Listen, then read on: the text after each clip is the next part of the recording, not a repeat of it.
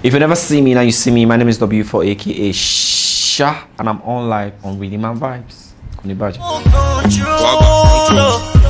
Walk back control. Walk back control. If you never see me, when you see me, when I'm on the MSC. If you never see me, now you see me. My name is Adewale Adepoju aka W4 Sha. Well, for me, I would say music started subconsciously. Like I used to listen like bunch of tapes while I was growing up.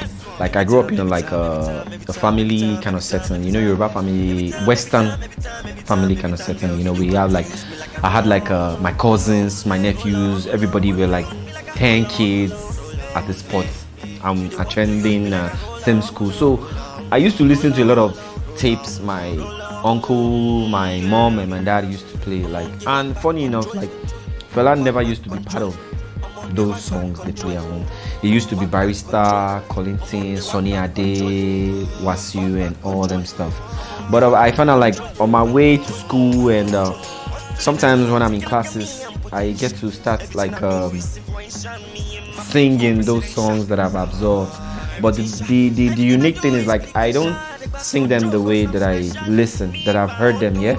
I sing them in a like I try to hide my own, add my own value, my own spice to it. So I just felt there's something about that thing, you know. So from there, my first year in Command Day Secondary School, Ojo, that was when I met my partner. He had a music sense and, you know, virtue to be an entertainer too. So I mean, we clicked and we started up a group called Sentiment. That was in Command Day Ojo then. So his name was Tokbe, so T4. And me, Wale, W4. So we started up a group, Sentiments, in secondary school then. Started making music, and look at me, here I am now. Sha. Guess you wanna know my control. Look around me, it's evidential. No Jonathan, Tinubu, special advisor. All over the world, and know me, Sha. I think I should start from solo. Solo was about like me and that my partner that I told you we started music in my secondary school days. I think his father was an archbishop in Lagos, so and they felt like it wasn't necessary for their son to be doing music. He was a British citizen, so after our secondary school, the best thing they could do to separate us was to take him back to the UK. And I mean, then that was when I wrote that song. Like, if you listen to the lyrics, I used to live by 2 on 2 in life until the day I paid a vision to my eyes to see a man through sacrifice for time. Gone at the time, everything materialized. So it was at a point, at the verge of we like getting big and getting global. That was when his dad decided to take him away, and so I mean, thank God I made a hit with that. So Control was I had 2 girlfriends then in Unilag. So one was coming to see me on the day that I recorded Control. So I had a bunch of bills to set up and, you know, promises, you know, relationship things. But when she came, it was a different ball game. She wanted something else. So I just asked my manager, Mr. Baba, be like, say this girl wanted to use me like roll on. So that was I just went back to the studio. I just told JFM, my producer then, like, let's do something unique, let's do something new, let's do something, you know. I was hungry and thirsty, you know, so that was when I went to the studio and I made Control.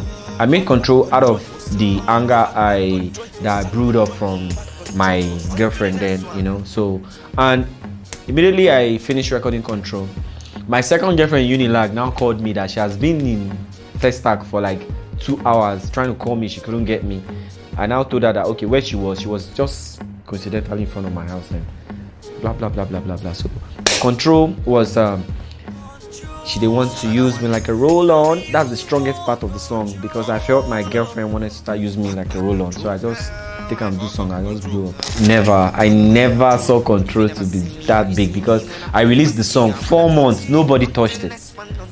Nobody touched the song. Radio didn't play. Nobody. It was actually a gig that Ifeoma Morigbe, that's Two Faces manager, now called me to come and perform. I think it was a gig for Two Face. So then I called me that she come and perform. I got there. The temptation was too strong because when I got there, okay, the first thing was that was the night I got my dress sense. Because when I got to the event, I was putting on a black pants and a shirt, but I wasn't feeling myself. I just told my manager like, oh man, what's this? So I now tinted my pants down, up, above, and I used to wear ankle bead, so I tinted it above my ankle, both pants, and I folded my shirt. I think that was the revelation of my brand, my fashion brand. And secondly, when I got to backstage for that gig, yeah, when there was somebody that was performing before me, when he got to stage, the light went off, so he had to calm down. I said, what's up? I said, me too, I'll soon be going that these people are light. So it was immediately the light came up that if your Mori came to meet me that, okay, your boss wants you to perform now, that's Two-Face. So and I said, okay. It was that night that everything changed. It was that night that God just said, okay, it's your turn now.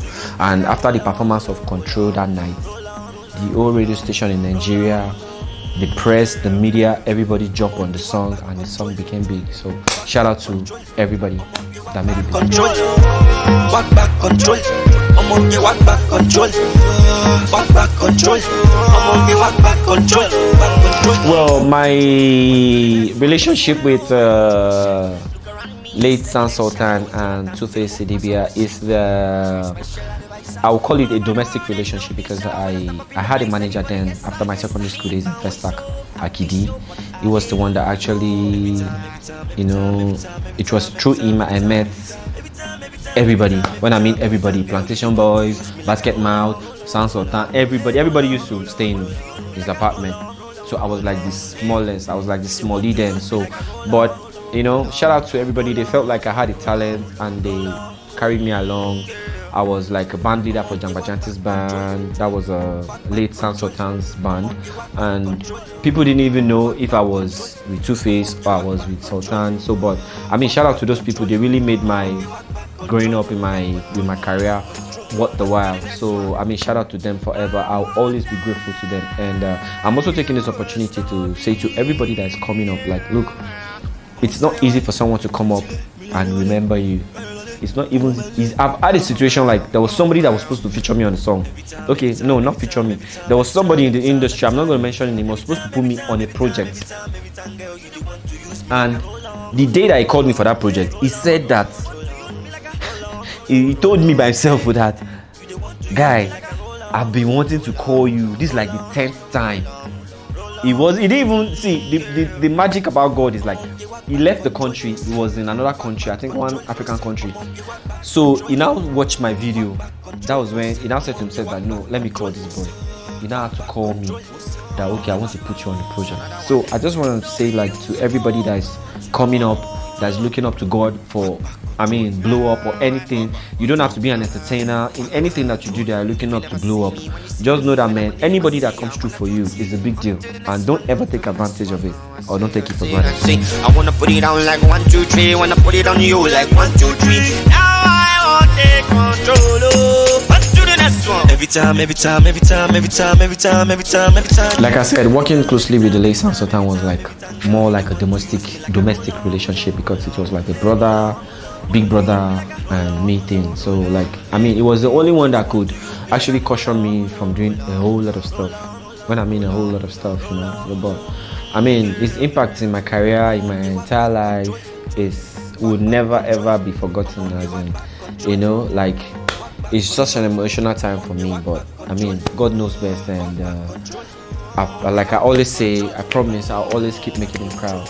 Well, talking about the Afrobeat sound, it's getting to where we don't even expect, because Afrobeat is already made. It's like jollof rice already cooked. You understand? So nobody is coming to do anything that is beyond what Fela Anikulapo Kuti has done. We are just trying to be innovative about it. So like I used to tell people, like, Afrobeat is going somewhere. Like the journey, we can't even emphasize, but it's going somewhere. And everything that is happening now about Afrobeat is just like preface. It's getting bigger, as in bigger. Presently, I have a new song out. It's called Sha, W for Sha. That's like my most recent single that is out there. It's all up on all streaming platforms. And the Sha EP is dropping, but I can't give a date now. But I have a new song out there, Sha. Well, talking about collaboration, collaboration is mood. It's not just for me. I don't just feel like I want to be writing a song now and be thinking of who to be on it. No disrespect. It's just that's how I perceive my own music. Like I'm a singer, I'm a writer. So when I do my song, I feel there's an essence to collaboration, and the essence to collaboration is to share values, share ideas, and share digital opportunities. But for me, talking about collaboration, I think fingers crossed. I'm on you, walk back control. Walk back control. I'm on you, walk back control. Walk back control. Well, I'm a religious person. And if I wasn't an entertainer, I would have been totally an introvert. So when I'm a religious person, like in anything that you do, I think you need to hold something spiritual. So for me, I have what I hold. I have his number. I have his email. I have his Gmail. I have his everything. I have his direct everything. So I think that's like my biggest motivation, because if I want to start talking about being an entertainer and being through all that I've been through to this level, I really don't understand. But look at me, still fly. So shout out to God. The lesson that I've learned from the industry is the rule of the industry, which is no love lost, no love found. Don't expect love from anybody. As long as you are in this industry, don't expect love from anybody. That's why I say whatever you get for somebody, genuinely, man, as in, you should build a tent around it. It takes a lot for somebody to just remember you and decide to put you through. So my biggest lesson in the industry is no love lost, no love found. It's another one. Don't be you for control. Walk back control. Walk back. Our memory days I'll never forget in my life. I have the yakbao, but to cut the whole story short, the memory days, the ones that I could remember is times when you are unable to do things you really want to do, like, you know what I mean? Like, it happens to everybody, regardless of what you do, regardless of who you are. Even if you are the wildest in the world, there will be a moment, even no matter how tiny it is, that you want to do something, but man, you just get constrained. You don't understand. So but it's part of life. Oh, shout out to my fans first of all, and what I want my fans to remember, I think they're already remembering. Even in my shadows, they know it's W4 with the way I'm dressed, and Alasha Kasha me anyway. So walk back control. I'm on the walk back control. Walk back control. I'm on the walk back control. Big shout out to all my fans from W4 to you fans out there. Without you, no oxygen. Without you, nothing. So don't worry, I'm not gonna let you down. More. Sha EP is coming. Album is coming, and don't worry, we'll bond them, we'll show them. Ooh, I dey get control. Every time,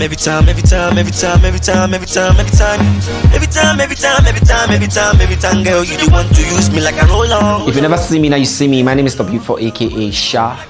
I'm signing out on Rythm and Vybz, but stay tuned. Roll on, girl.